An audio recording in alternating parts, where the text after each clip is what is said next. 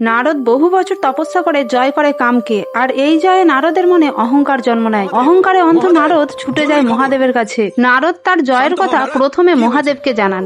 মহাদেব তাকে সতর্ক করে বলেন যেন তিনি এই কথা ভগবান বিষ্ণুকে না বলেন, কিন্তু অহংকারী নারদ বিষ্ণুর কাছে গিয়ে নিজের বীরত্ব প্রচার করেন। ভগবান বিষ্ণু বুঝতে পারেন যে ভক্তের পতন হতে চলেছে, তাই তিনি একটি মায়ার বিস্তার করলেন। নারদ যখন বৈকুণ্ঠ থেকে ফিরছিলেন, পথে এক অপূর্ব সুন্দরী নারী দেখতে পান। রাজকন্যা বিশ্বমোহিনীর রূপ দেখে মায়ায় পড়ে নিজের তপস্যার কথা ভুলে যান এবং তাকে বিবাহ করার জন্য ব্যাকুল হয়ে পড়েন। আর ভগবান বিষ্ণুর কাছে গিয়ে প্রার্থনা করে তার নিজের রূপ অর্থাৎ হরিরূপ যেন তিনি দান করেন, যাতে রাজকন্যা তাকে বরণ করে নেয়। বিষ্ণু বলেন, হে মুনিবর, আপনার যাতে পরম হিত হয় আমি তার সেই ব্যবস্থাই করব। হরি শব্দের অর্থ হলো বানর। ভগবান নারদের মুখটি বানরের মতো করে দিলেন, কিন্তু নারদ তা জানতেন না। স্বয়ংবর সবাই গিয়ে নারদ যখন বারবার রাজকন্যার সামনে যাচ্ছিল, রাজকন্যা তার বানর রূপ দেখে উপহাস করেন এবং অন্যদিকে চলে যান, এবং ভগবান বিষ্ণু রাজার বেশ ধরে রাজকন্যাকে নিয়ে চলে। নারদ যখন আয়নায় নিজের মুখ দেখলেন, তখন তিনি রাগে ও অপমানে ভগবানকে অভিশাপ দেন যে ভগবানও একদিন স্ত্রীর বিরহে